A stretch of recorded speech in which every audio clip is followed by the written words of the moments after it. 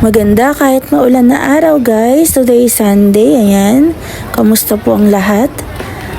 Dito po kami ngayon sa market para bumili ng chicken feet. At lulutuin natin na sinampalukan. No?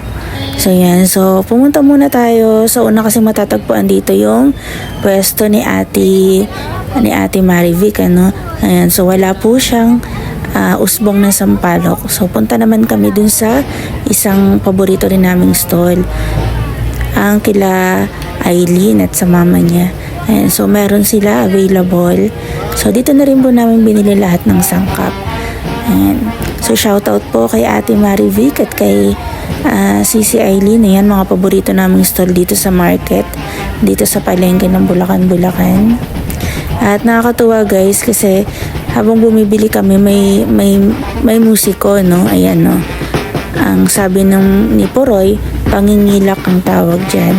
Ayan, so parang hinaharana nila yung mga pwesto and then magbibigay sila kahit magkano.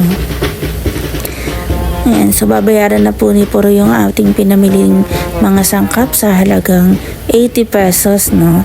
Ayan, and then yung chicken feet naman po, 140 pesos ang kilo. Grabe, medyo tumaas na po no guys. Kasi dati, 90 pesos to 100 pesos lang ang isang kilo.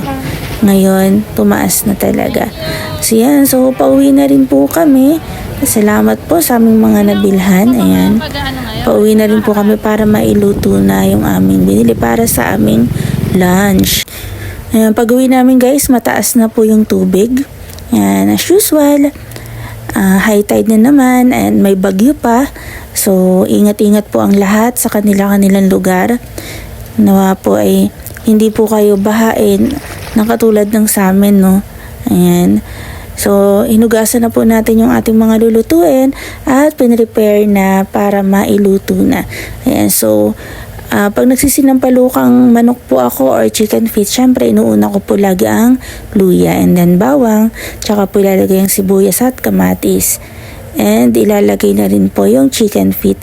Sinasangkot siya pong mabuti yan para talagang tanggalan sa at malambot na malambot. Then tsaka pa lang lalagay natin ng sabaw, mga panimpla. And then charan, luto na po at tayo'y kakain na. So saktong 12 PM po no na nakaluto na tayo. Tayo'y magtatanghalian na kasama ang buong family. Kain po tayo. Ayan, kayo po guys, anong ulam nyo ngayon? Kasi itong ulam namin ngayon na sinampalukang chicken feet, tamang-tama siya sa panahon, no? Kasi maulan. So, mas maganda talaga yung may sabaw at maasim-asim. Ayan, isa po sa paborito namin yan, chicken feet na sinampalukan. Ayan, paki-comment naman po kung anong ulam nyo ngayong Sunday. Ayan, sino po dito ang kumakain ng chicken feet? Ayan, diba napakasarap. At sabi nga po sa science, no, ito ay may collagen. Nakakabata daw po to. So, madalas ang pagkain ng chicken feet ay maganda po sa ating katawan.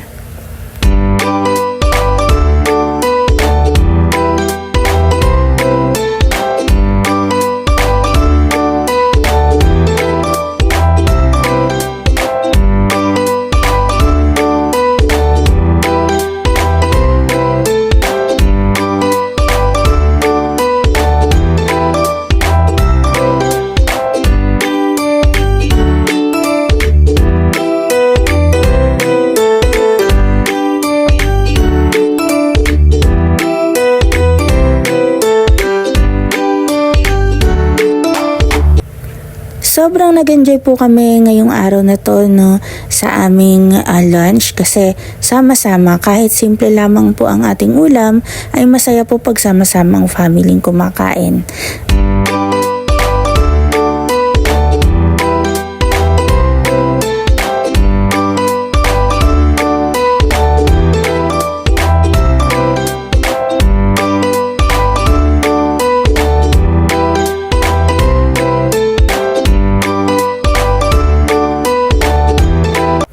Ayan guys, so after po mag-lunch, ayan, pahinga naman po muna, siesta muna tayo. Ayan, thank you for watching guys. God bless.